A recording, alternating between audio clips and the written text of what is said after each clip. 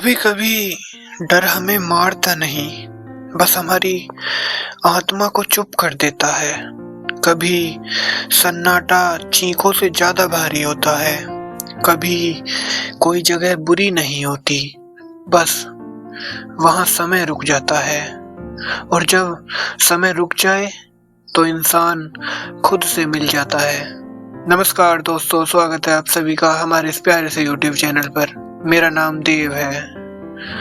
मैं हमेशा मानता था कि डर सिर्फ एक एहसास है, एक भ्रम है, जब तक कि मैंने उसे जी नहीं लिया। ये कहानी शांत घाटी की है, जहां सन्नाटा भी बोलता है और आत्माएं सुनती हैं। साल 2018 की बात है। मैं देहरादून के आसपास घूमते हुए एक पुरानी घाटी तक पहुंच गया।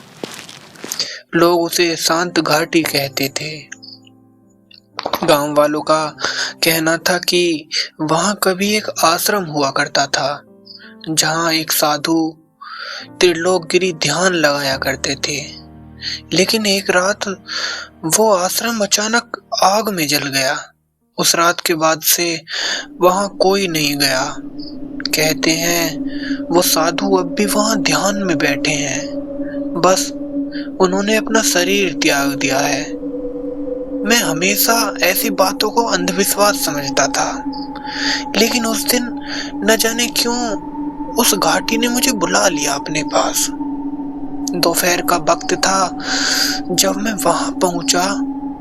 चारों ओर धुंध थी, हवा में ठंडक, और दूर पहाड़ों के पीछे सूरज उतरने को था। पेड़ ऐसे खड़े थे जैसे कोई पहरेदार हो, जो किसी रहस्य की रखवाली कर रहे हों। जैसे जैसे मैं घाटी के भीतर गया, मेरे मोबाइल का नेटवर्क गायब हो गया।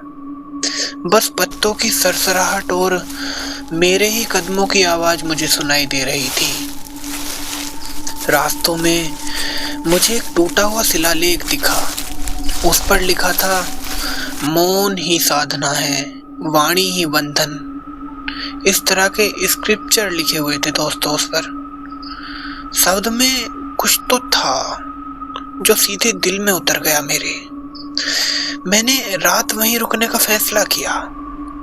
थोड़ी देर बाद मुझे वो पुराना आश्रम दिखा, जिसकी टूटी दीवारें थी और वो आधा जला हुआ था, और बीच में एक पत्थर की मूर्ति थी, शायद उसी साधु त्रिलोकगिरी की। उसके चेहरे पर अब भी वही शांत मुस्कान थी, ऐसी मुस्कान जो जिंदा भी लगे और मरी हुई भी। मैंने अपना टेंट थोड़ी दूरी पर लगाया और कैमरा ऑन कर लिया। मेरा इरादा था कि यहाँ पर एक व्लॉग शूट करूंगा, हॉन्टेड प्लेस ऑफ उत्तराखंड के नाम से। रात हुई और रात करीब 11 बजे, जब चारों ओर गहरा सन्नाटा था, अचानक कुछ खटखटाहट हुई। मैं उठा, टॉर्च ली और बाहर निकला।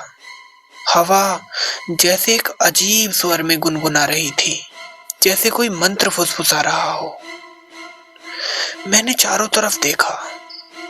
मैंने देखा मूर्ति के सामने एक दीपक जल रहा था, जबकि मैंने कोई दीपक नहीं जलाया था वहां।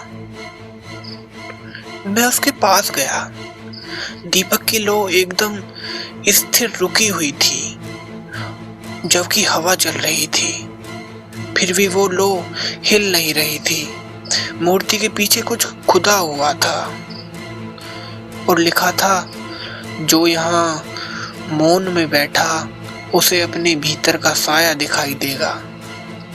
मैं हंसा, सोचा शायद गांव वालों ने डराने के लिए ऐसा किया होगा।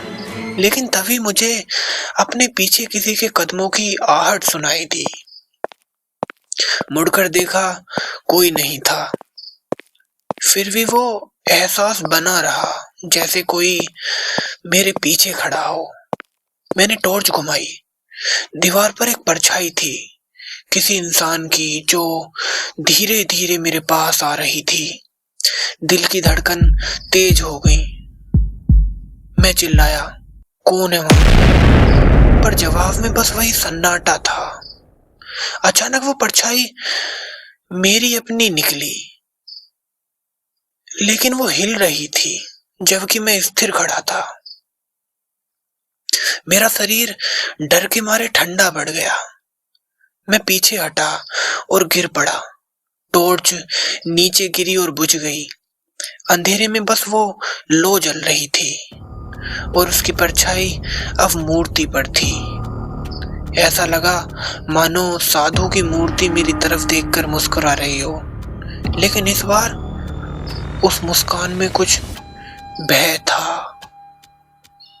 मैंने आंखें बंद कर ली और अपने आप से कहा, कुछ नहीं, ये सब दिमाग का खेल है। लेकिन जब मैंने आंखें खोली, मैं मूर्ति के ठीक सामने था और मुझे लगा जैसे किसी ने मेरे कंधों पर हाथ रखा हो।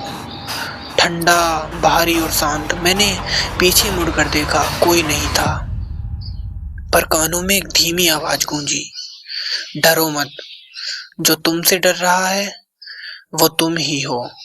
वो आवाज मेरे भीतर से आ रही थी। ऐसा लगा जैसे कोई मुझे ध्यान में खींच रहा हो।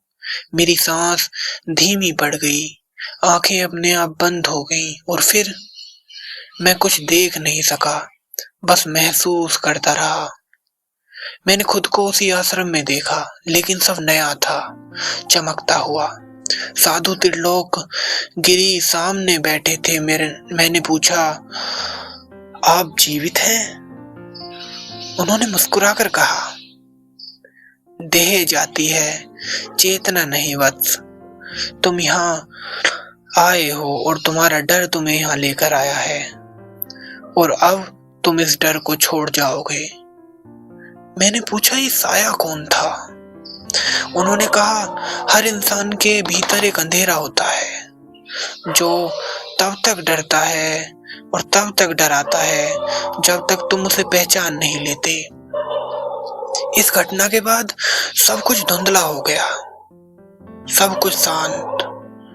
गांव की बस आवाज, कुत्तों के भौंकने की, और सुबह मेरी आंख खुली। सूरज की किरणें घाटी में उतर रही थी, सब कुछ शांत था।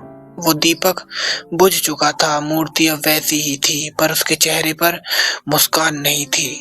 मैंने कैमरा देखा, बैटरी खत्म थी, पर रिकॉर्डिंग चालू थी। वीडियो में मैंने खुद को बैठे हुए देखा, ध्यान की मुद्रा में, और मेरे सामने हवा में एक आकृति झलक रही थी, साधु की। मैं बिना कुछ बोले घाटी से निकल आया। अब तक मैं कई जगह घूम चुका था, कई कथाएं सुनी, पर उस रात जैसा सन्नाटा कभी नहीं सुना। कभी कभी सोचता हूँ, क्या वो साधु सच में थे या वो मेरे भीतर का डर था जो आत्मा बन गया। कभी कभी डर बाहर नहीं होता दोस्तों, वो भीतर बैठा होता है। आत्मा जब शांत होती है तो अंधेरा भी प्रकाश दे जाता है। हर भय, हर साया बस आत्मा का आईना है, और जो खुद को पहचान ले उसके लिए फिर कोई घाटी डरावनी नहीं रहती। तो ये थी दोस्तों आज की कहानी। अगर आपको ये कहानी पसंद आए तो आप चैनल को लाइक और सब्सक्राइब करें और एक प्यारी सी कमेंट जरूर छोड़ें। जय हिंद, जय भारत।